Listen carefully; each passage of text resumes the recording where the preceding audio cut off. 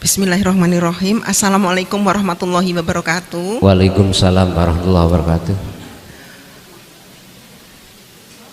Pertanyaan yang akan saya sampaikan kepada Gus adalah ketika kita telah berhasil menghadapkan wajah ruhaniyah itu kepada wajah Allah, Ya. mohon difahamkan ketika telah selesai melaksanakan sholat, biasanya kita kan bersalam, kemudian kita memohon supaya kita akan assalamualaikum ridhoka wal jannah. Kemudian yang kiri, ke kiri, mohon dijauhkan dari api neraka. Nah, ketika kita sudah bisa selalu melatih untuk bisa melihat bersama Allah begitu dalam sholat, apakah itu masih perlu dilakukan gitu, Gus? Matur nuwun. Wa man kana yarju liqa'a rabbih falyamal amalan sholihan. Barang siapa yang ingin berjumpa pada Allah, ada dua syarat yang harus dilakukan. Pertama adalah falyamal amalan sholihan. Al-Kahfi 110. Ya. Al-Kahfi 110. Yang dimaksud amalan sholihan di sini adalah perilaku ruhaniyah yang tetap memegang tali Allah, yaitu dzikir. Setiap saat dan waktu ruhaniyah hati kita harus selalu berzikir, mengingat pada Allah atas segala apapun yang terjadi, semata-mata karena Allah. Jenengan alim, bukan alim jenengan. Mengapa harus kau rampas sifat alimnya Allah? Kita gerabak. Kita alim ilmu apa? Ilmu Quran, ilmu hadis, ilmu balaghah, ilmu mantek, ilmu nahwu, ilmu syaraf. Jangan takabur. Jangan merasa kau bisa. Bisamu itu datangnya dari Allah. Mengapa harus kau akui? Tidakkah sama dengan ketika saat Allah mengutus Azazil untuk bersujud terhadap Adam, dikarenakan dia merasa lebih baik, lebih alim daripada Adam, aba wastakbar wa kana minal kafirin. Apakah tidak lebih dahsyat daripada Azazil? Alim, ilmu itu sifatnya Allah, sifat wajibnya Allah. Tidak boleh kita rampas dengan bentuk kita mengaku-ngaku sok merasa alim. Berhentilah kau. Itu maksudnya falyamal amalan sholihan, berarti bisanya berhenti, hati harus digempur dengan zikir. Yang kedua, wala yusyrik bi ibadati rabbi ahada. Jangan pernah kau menyekutukan Allah ketika saat beribadah. Artinya jangan menghadap selain Allah. Lah, ketika jenengan sudah menghadap sempurna dan bertemu Allah, apakah pertanyaannya masih juga kita harus membaca salam? Assalamualaikum, assalamualaikum, surga jauh yun sewu. Secara syariat tetap harus dilakukan, tapi secara hakikat sampai hanya bertemu Allah. Makanya imam salam, assalamualaikum, gak ada makmum waalaikumsalam, ada situ? Nggak ada, karena keselamatan untuk diri masing-masing. Paham gak? Secara syariat tetap dilaksanakan secara jasmani, tapi secara rohani tidak. Maksudnya rohani tetap pada Allah. Iji. Ada lagi?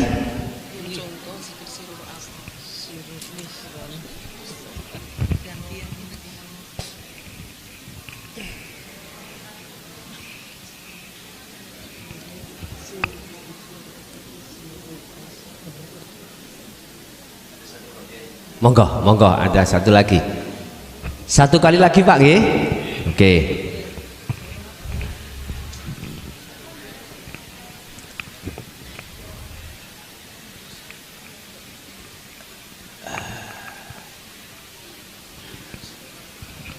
Bismillahirrahmanirrahim.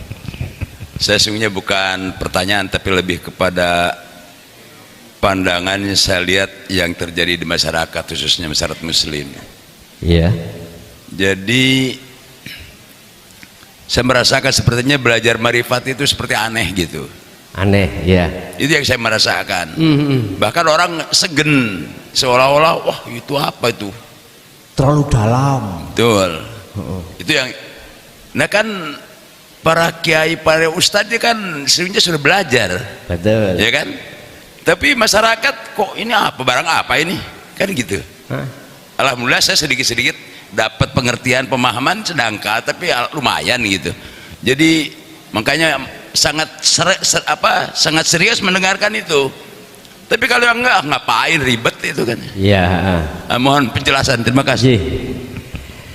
Memang Pak, mengapa ajaran Rasulullah di jalur dinul khat ini dianggapnya sesuatu yang aneh ya, terlalu ke dalam, karena memang jarang bahkan tidak pernah disampaikan. Persoalannya hanya di situ. Kita punya anak, sejak kecil kita kasih makan hanya susu, tidak kita kenalkan makanan yang lain, sampai umur 3 tahun tetap kasih susu. Coba kita kasih yang lain, aneh enggak? Aneh bagi si anak. Makanya ajaran ini biar dikenal dan tidak dikatakan aneh, lambat laun sedikit demi sedikit harus disampaikan. Memang awalnya seperti itu. Alasannya aneh itu mungkin pertama karena memang jarang-jarang bahkan tidak pernah kita dengar.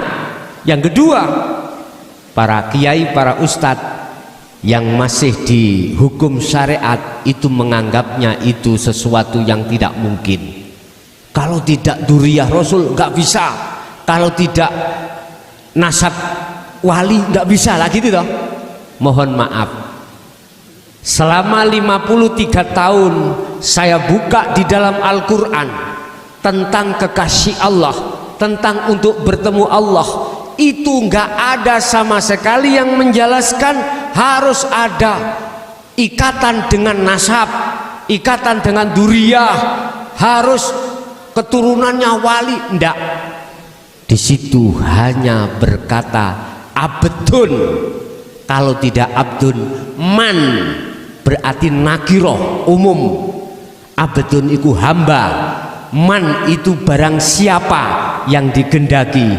Yahdillahi mayyasha, memakai bahasa man, tidak ada unsur nasab atau duriyah atau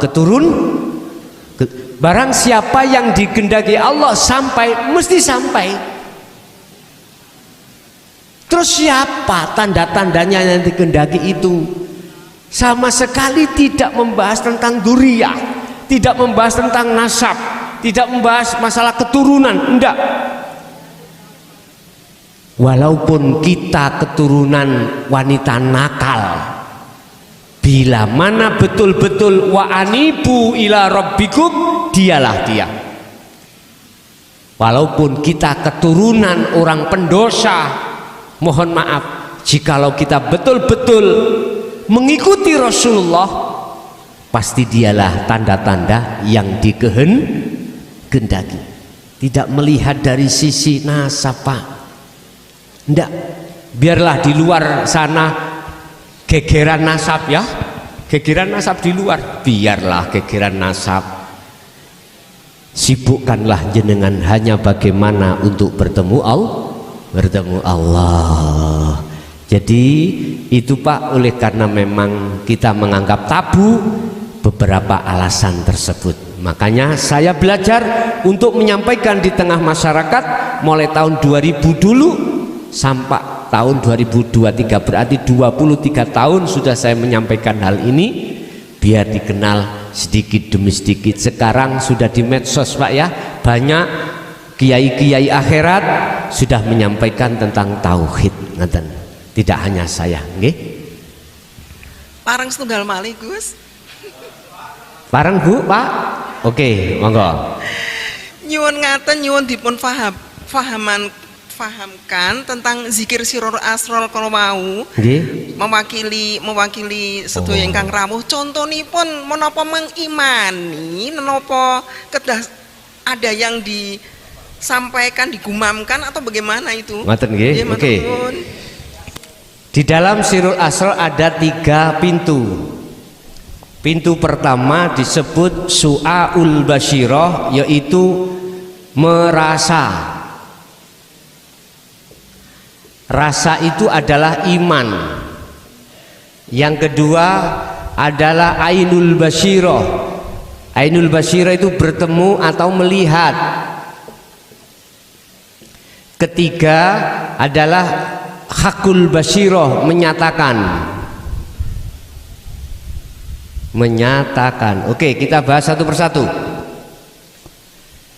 Disebut sirrul asrar secara lugot. Di dalam rahasia ada beberapa rahasia lagi. Jenengan melihat udara itu sudah rahasia. Tapi di dalam udara ada yang lebih rahasia lagi. Itulah Allah Subhanahu. Oke. Hati kita harus masuk di pos pertama dulu. Ainul basyirah, maksudnya merasa. Apa sih merasa?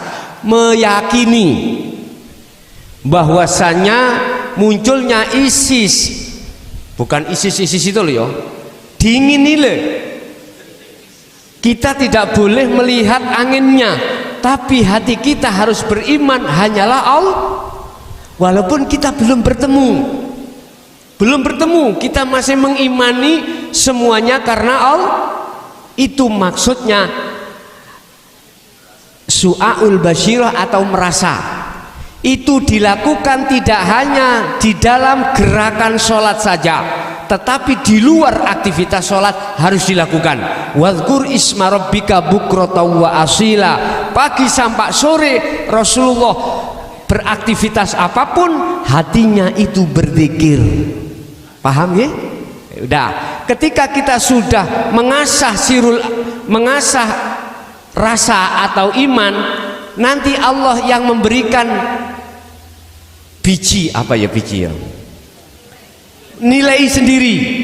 Sudah dianggap cukup oleh Allah, ruhaniyah sampean merasakan mengimani terhadap Allah, maka dipindah terhadap ainul basyirah. Apa? Melihat, berarti bertemu. Syaratnya bertemu, la yarawna li anfusihim syai'an. Pertama, jenengan iki fana, jenengan merasa sudah tidak ada, jenengan sudah tidak merasa yang melakukan. La yarawna li anfusihim syai'an. Apapun yang terjadi pada diri jenengan sudah tidak merasa jenengan yang melakukan. Bal yusyahiduna annal fa'ila huwallahu ta'ala. Justru di dalam hati sampai muncul menetapkan hakul basyirah, keakuan Allah yang melakukan, bukan keakuan kita sebagai manusia. Itulah yang disebut nafi isbat, sudah menghilangkan selain Allah dalam hati jenengan, kemudian muncul keakuannya Allah. Lah, itu masuk di dalam zikir yang nomor 4 nanti di dalam surah Al-Anbiya ayat 25 tentang la ilaha illa ana. Kalau anta itu kan dekat, anta kamu dekat. Ada 2, ada saya roh yang melihat, ada Allah yang dilihat. Berarti masih ada 2, belum ahad. Ini diteruskan lewat dzikir tadi. Setelah sampai pada hakul basyirah, melihat, menyatakan, maka di situ akan muncul zikir di dalam hati sampai tingkat yang nomor 4, la ilaha illa ana. Muhammad, wa ma arsalna min qablika mir rasulin illa nuhi ilaihi annahu la ilaha illa ana fa'budun. Sudah enggak bahas Allah huwa anta, tapi ana. Ana itu saya. Tapi saya bukan saya makhluk. Saya ini itu Allah yang berkata. Artinya Bapak Ibu, ana akan muncul dalam hati jenengan manakala jenengan sudah tiada. Artinya sudah kefanaan diri Anda. Akhirnya yang melakukan semuanya itu adalah Allah. Muhammad, aku tidak mengutus utusan sebelummu termasuk dirimu, kecuali harus menjabarkan surat Al-Anbiya ayat 25, la ilaha illa ana. Jabarkan terhadap umatmu. Ya ini loh Pak yang dikhawatirkan oleh ulama-ulama akhirat. Mengapa selama ini tidak berani menyampaikan la ilaha illa ana? Takutnya nanti menjadi fitnah di tengah masyarakat, sehingga menganggap, betul kata Abah tadi, mengapa dianggap tabu hakikat makrifat? Karena nggak pernah diajarkan. Kalau nanti ini sudah sering diketahui, diajarkan, lama-lama seperti kita melakukan di syariat, terbiasa. Sholat nanti kita terbiasa, nggak usah menunggu, disuruh berangkat sendiri. Paham ya? Kembali kepada niki wau. Jadi inilah tahapan-tahapan merasa berarti iman dipraktekkan setiap kondisi apapun. Dengan cara begitu nanti Allah akan memindah roh sampean iku ke alam melihat, tempat melihat, bertemu. Syaratnya bertemu jenengan nanti sudah kefanaan diri Anda dan selain Allah di dalam diri Anda. Akhirnya muncul Hakul Basiroh menyatakan keakuannya Allah, semua itu yang berperan. Ngaten nggih? Oke. Cukup Bapak Ibu, matur suwun, terima kasih semua atensi. Di sini ada beberapa arwah yang harus kita hadiahi Fatihah. Beliau adalah termasuk Mbah Buyut atau keluarga-keluarga dari Bapak Ibu yang memakofkan masjid. Semoga barangkali ada kesalahan terhadap beliau-beliau diampuni oleh Allah. Andai kata alamnya itu gelap, mudah-mudahan diterangi Allah. Andai kata sudah terang, semakin diterangi oleh Allah. Ila hadratin Nabil Mustafa Rasulullah sallallahu alaihi wasallam wa ala alihi wa azwajihi wa dzurriyyatihi wa qurabatihi wa ali baitihi wa ashabil kiram wa ila jami'il anbiya wal mursalin wal awliya wa syuhada wa salihin wa tabi'ina salihin wa ila abaina wa ummatina wa azdadina wa masyaikhina wa auladina wa azwajina wa dzurriyyatina wa ahli baitina lahumul Fatihah. A'udzubillahi minasyaitonir rajim. Bismillahirrahmanirrahim. Iyyaka na'budu wa iyyaka nasta'in. Khususon ila jami'il arwah Bapak Muha, tolong dibantu membacanya.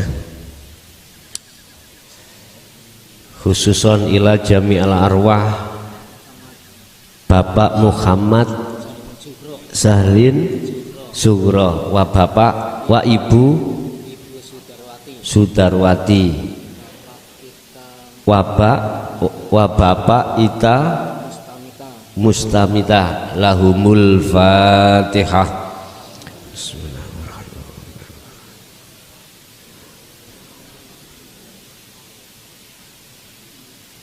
Wa khususon ila jami'il arwah Ibu Neni wa Bapak Karto Kasidi wa Ibu Kamisem wa Bapak Mukri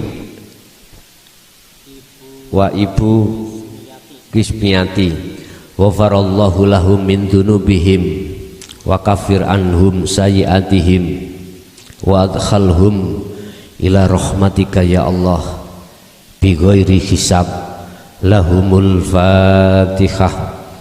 A'udzubillahi minasyaitonir rajim. Bismillahirrahmanirrahim.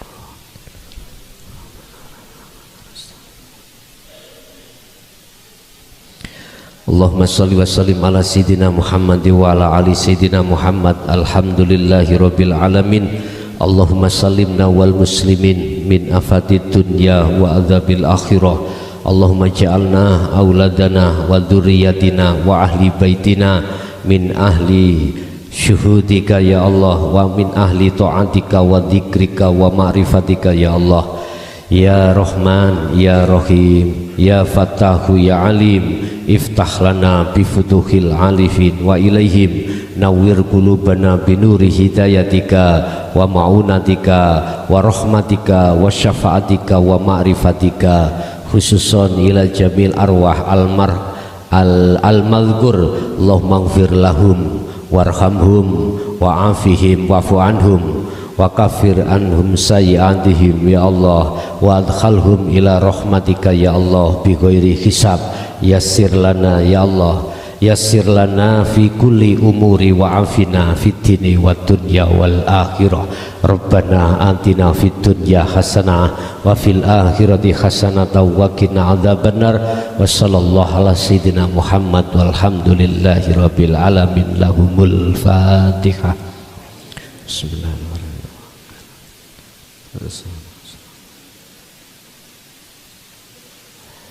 Bapak Ibu, itulah apa yang bisa kami sampaikan mulai awal sampai akhir.